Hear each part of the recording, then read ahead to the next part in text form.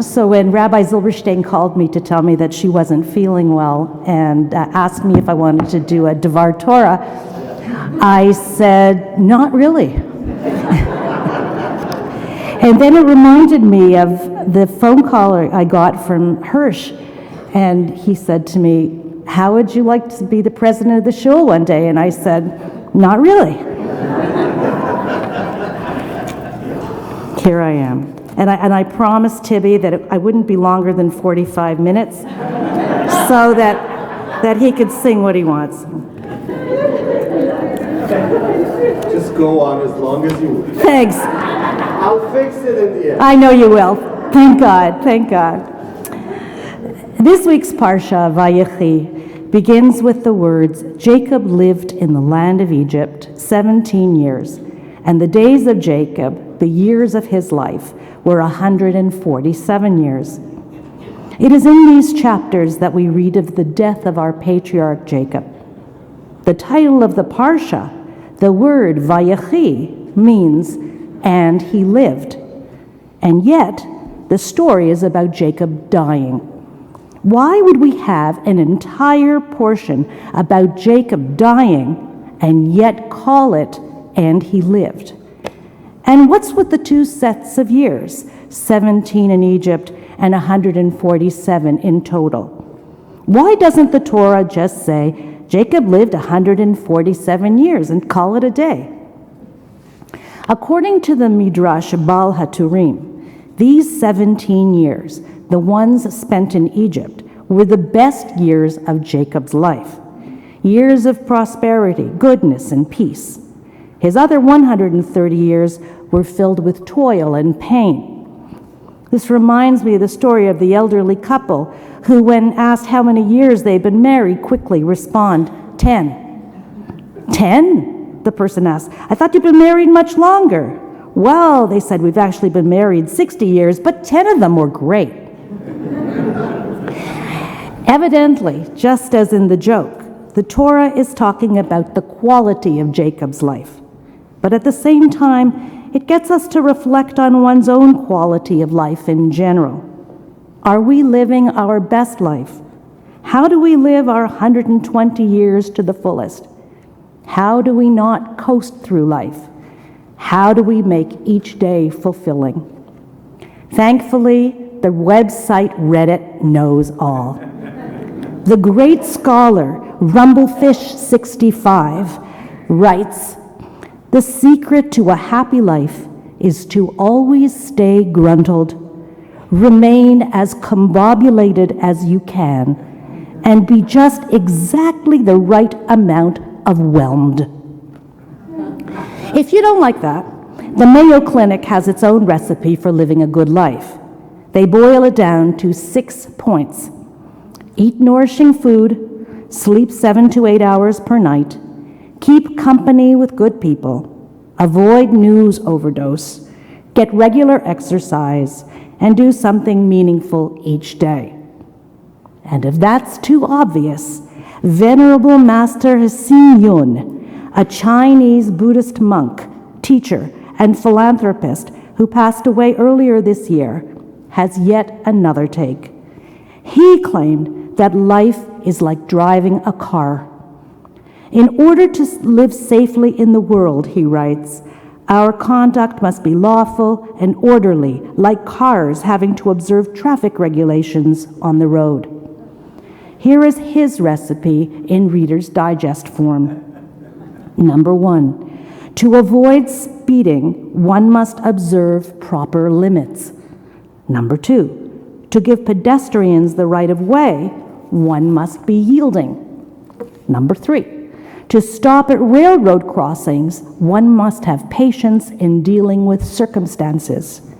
Number 4, to not run a red light, one must have restraint.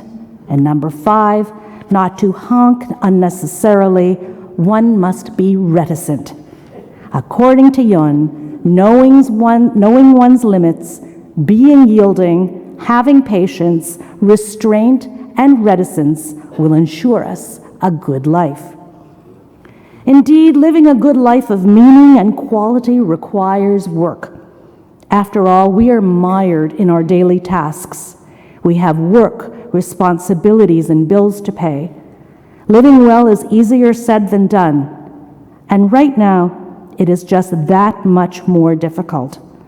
Along with all of our other baggage, we are being brought down by the war in Israel and anti-Semitism here in Canada and almost everywhere in the diaspora.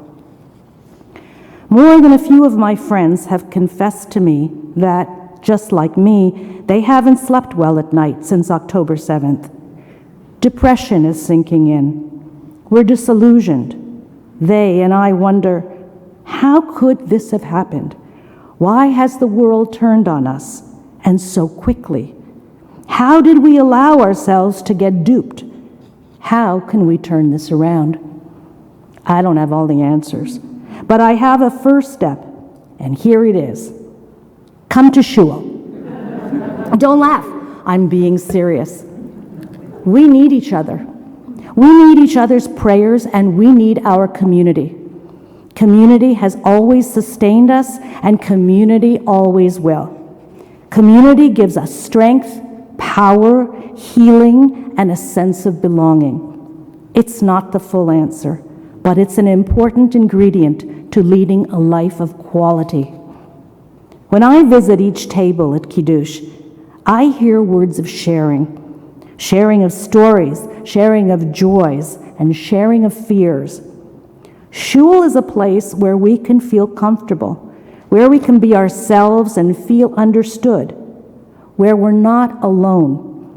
There should never be a person who walks in our doors who is made to feel that they aren't welcome, because that person might be here because, just like the rest of us, they need a place to feel comfortable, understood, and to not feel so alone.